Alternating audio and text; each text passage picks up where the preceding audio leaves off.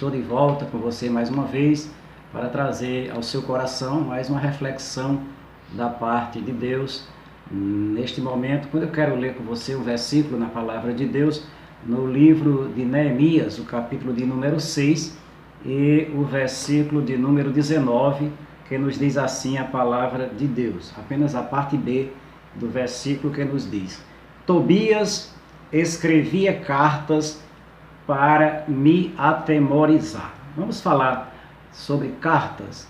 As cartas, há muitos séculos atrás, há 3.000 anos ou mais, elas foram o principal meio de comunicação em meio à sociedade. Isso desde a época do rei Davi, 1.000 anos, cerca de 1.000 anos antes de Cristo, já escrevia. Moisés escreveu nas tábuas, tábuas escritas pelo dedo de Deus. Depois Moisés escreveu os mandamentos, escreveu o livro de Deuteronômio, apesar os 5, não só Deuteronômio, mas os 5 livros chamados Pentateuco foram escritos por Moisés há mais de 1.000 anos antes de Jesus. E hoje, quando nós estamos no tempo com o avanço da tecnologia, da informática, onde todo mundo, quase todo mundo tem o seu celular, a internet hoje ela é acessível em todas as camadas sociais, pouco se utiliza mais o tipo de carta como se utilizava muito há séculos passados, mas, no entanto, as cartas continuam tendo o seu valor. Hoje, cartas de apresentação, cartas comerciais, e tantos tipos de mensagens ainda são escritas através das cartas. E a Bíblia fala de dois tipos de carta no geral. As cartas, carta significa mensagem, né? Carta é mensagem. Toda carta ela tem uma mensagem escrita para alguém. E a Bíblia fala de 2 tipos de cartas. As cartas oriundas do inimigo, de Satanás, as mensagens de Satanás que vêm para destruir, para acabar com as vidas, para trazer depressão, tristeza, destruição, calúnia, muitas vezes, na vida das pessoas.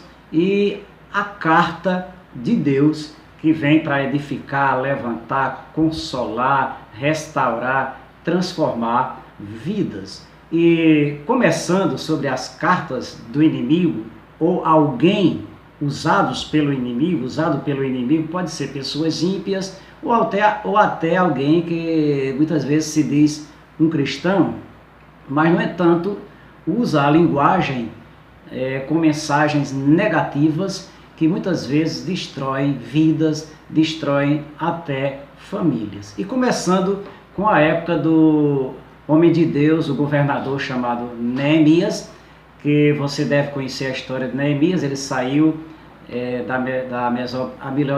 Mesopotâmia não, ele saiu da Pérsia, do reinado de Artaxerxes, para ir reconstruir os muros de Jerusalém.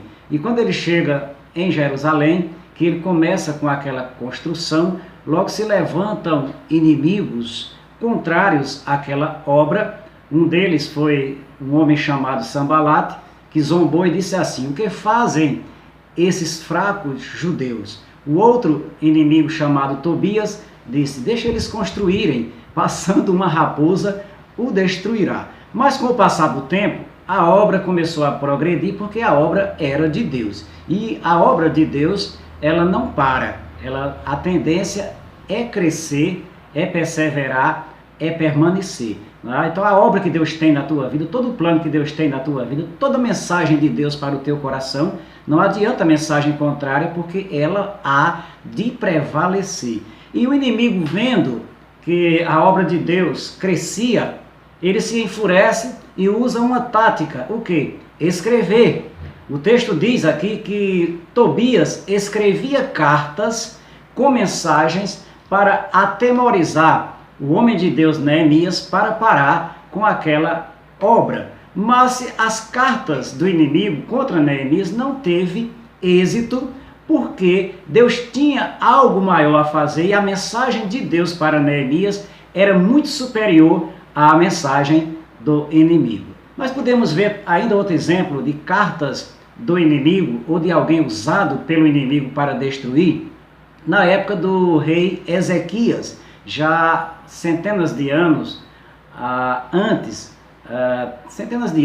podemos dizer, o rei Ezequias, que a Bíblia mostra que foi um homem fiel a Deus, e a Bíblia diz assim, que apesar daquela fidelidade, se levanta contra Ezequias um homem chamado Senaqueribe, porque o inimigo, ele não para, ele é teimoso. A Bíblia mostra que o inimigo tentou Jesus lá no deserto, usando a própria mensagem da palavra de Deus distorcida, porque o inimigo também usa a mensagem distorcida, que leva alguém a pensar muitas vezes que é mensagem de Deus, quando não é. E a Bíblia diz que após Jesus expulsá-lo com a própria mensagem da palavra de Deus, dizendo que estava escrito, a palavra diz que ele se ausentou por um pouco de tempo. Um pouco de tempo ficou procurando oportunidades para novamente tentar atrapalhar a obra de Deus.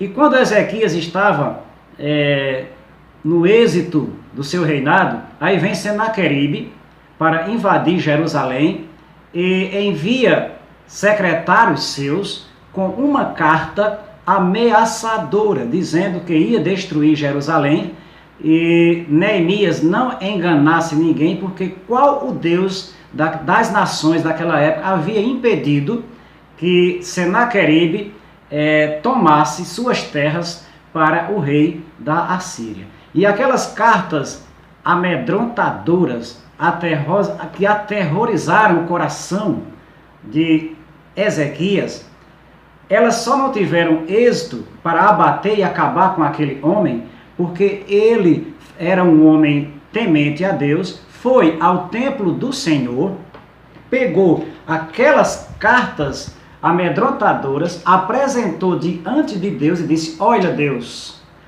as mensagens que o inimigo tem lançado para nos destruir. Aí Deus manda o profeta Isaías, que maravilha, louvado seja Deus, com uma mensagem de Deus dizendo: olha, Ezequias, não temas, não temas. É verdade que ele destruiu os deuses das nações.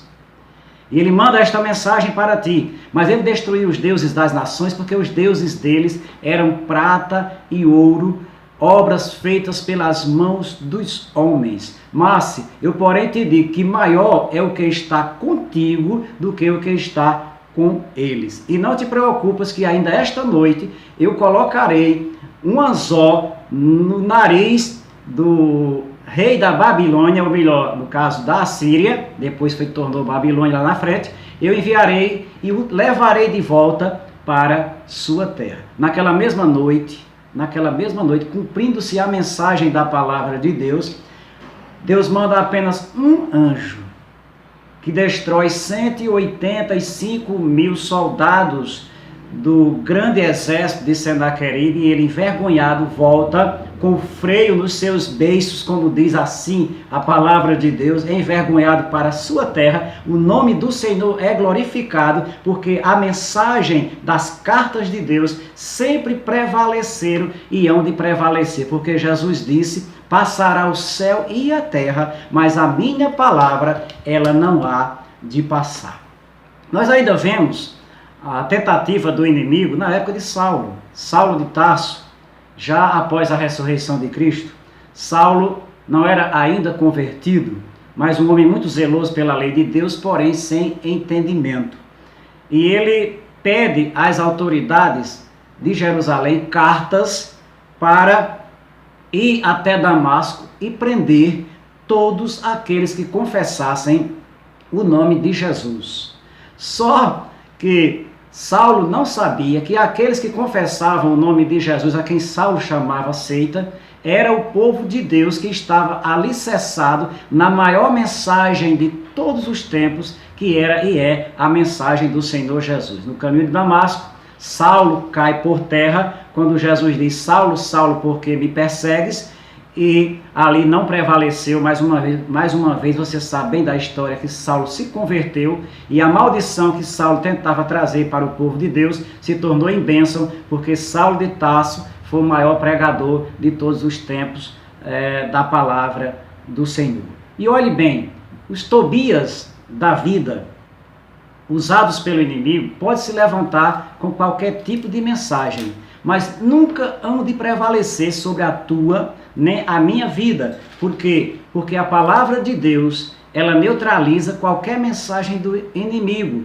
Quando o Senhor, ele diz, não temas, diz para você e diz para mim na sua palavra, não temas, porque maior é o que está convosco do que o que está com eles. Não temas, esforça-te, tenha bom ânimo, não pasme, porque eu, Senhor teu Deus, sou contigo por onde quer que andares. Ainda voltando para a Bíblia, eu vejo quando Jesus contempla a igreja perseguida na época do apóstolo João, do apóstolo Pedro, a igreja perseguida pelo Império Romano, usada ali pelo inimigo, e o Senhor contempla João exilado na ilha de Pátimos, e ele manda João escrever as 7 igrejas da Ásia. Apocalipse capítulo 1, versículo 11, quando a Bíblia diz assim, Jesus falando, o que vês, escreve no livro e envia às 7 igrejas que estão na Ásia, a Éfeso, a Esmirna, a Pérgamo, a Tiatira, a Sardes e a Filadélfia e a Laodiceia. E as mensagens que o Senhor escreve, ou manda João escrever àquela igreja, diz assim no início de cada carta. Escute bem que mensagem poderosa. A primeira carta ao anjo da igreja de Éfeso diz assim, escreve ao anjo da igreja que está em Éfeso, isto diz aquele que tem na sua destra as 7 estrelas e que anda no meio dos 7 castiçais de ouro. Diga ao anjo da igreja que está em Éfeso, não temas. Escreve a ele que eu sou aquele que anda no meio dos 7 castiçais de ouro. O que representava os 7 castiçais de ouro? As 7 igrejas da Ásia. Diga a ele, escreva a mensagem que eu estou no meio da igreja. E aonde eu estou, o mal não prevalece. Mensagem negativa não prevalece. Não prevalece feitiçaria, encantamento, nada contrário à minha vontade, eu estou no meio. A segunda carta à igreja de Esmirna, o Senhor diz o seguinte, e ao anjo da igreja que está em Esmirna, escreve, isto diz o primeiro e o último, o que foi morto e reviveu. Aquela mesma igreja também de Esmirna, que estava sendo perseguida, o Senhor diz, escreve, diga lá que eu sou o primeiro, que não há outro antes de mim, e também eu sou o último, sou o primeiro e sou o último, louvado seja o nome do Senhor. Aí vem a outra igreja, a terceira igreja, a igreja de Pérgamo, ele diz, ao anjo da igreja que está em Pérgamo, escreve, isto diz aquele que tem a espada aguda de 2 fios. Quem é aquele que tem a espada aguda de 2 fios? Jesus. A espada aguda de 2 fios não é nada mais, nada menos do que a espada da palavra de Deus, que João viu na boca de Jesus, uma espada de 2 fios que corta para lá e corta para cá, que é a palavra de Deus que penetra até a divisão da alma e do espírito, a palavra de Deus que é como fogo, a palavra de Deus que é como um martelo que esmiuça a penha. Então o Senhor está mostrando que nada prevalece e nada está acima da mensagem e daquilo que Ele tem escrito sobre mim e sobre você. A quarta carta à igreja de Tiatira, o Senhor também escreve assim, e ao anjo da igreja de Tiatira escreve, isto diz o Filho de Deus, que tem os olhos como chama de fogo e os pés semelhante a latão reluzente. Aquela outra igreja, a quarta igreja, o Senhor também se apresenta como aquele que tem os olhos como chama de fogo. O que quer dizer isso? Quer dizer que Jesus está vendo tudo. Ele contempla tudo. Se o inimigo usou alguém com alguma mensagem negativa para você, meu amigo, minha amiga, saiba que o Senhor está dizendo para você, eu vejo tudo, eu contemplo tudo, e eu estou contigo, e eu desfarei toda a obra do inimigo, porque a mensagem do Senhor, ela é maior na tua e na minha vida. Ainda na quinta carta, à igreja de Sardes, está escrito assim, e ao anjo da igreja que está em Sardes, escreve, isto diz o que tem os 7 Espíritos de Deus e as 7 estrelas. Os 7 Espíritos de Deus, ou seja, a totalidade do Espírito de Deus, todo o poder, toda a graça, toda a autoridade está com o Senhor Jesus. E se Ele é conosco, como diz a própria Bíblia, quem será contra nós? Ainda tem aqui a quinta carta à igreja de Sardes, quando o Senhor escreve dizendo, a igreja que está em Sardes escreve, Isto diz aquele que tem os 7 Espíritos de Deus. E a outra carta, vamos para a penúltima carta. A 6ª carta à igreja de Filadélfia. E ao anjo da igreja que está em Filadélfia escreve: isto diz o que é santo, o que é verdadeiro, o que tem a chave de Davi, o que abre e ninguém fecha, o que fecha e ninguém abre. Eu sei as tuas obras, eis que diante de ti pus uma porta aberta. Que mensagem, né? E a última mensagem à igreja de Laodiceia ele diz: e ao anjo da igreja que está em Laodiceia escreve: isto diz o Amém, a testemunha fiel e verdadeira, o princípio da criação de Deus. Então aqui está a mensagem de Deus, cartas de Deus para nós, mostrando o poder do Senhor na minha e na tua vida. Aquele que abre e ninguém fecha. Se ele fechar, também ninguém abre. Concluindo, meu amado ouvinte, eu quero dizer para você que a maior e mais poderosa carta de todos os tempos, a maior carta de todos os tempos é a palavra de Deus. Neste livro, a palavra do Senhor, nesta carta escrita, estão todas as mensagens de Deus, todo o conselho de Deus para mim e para a tua vida. Abrace a palavra de Deus, leia a palavra de Deus, guarde no seu coração e você será mais do que vencedor e nenhuma mensagem negativa terá efeito sobre a tua vida. Um forte abraço, fique na paz do Senhor Jesus.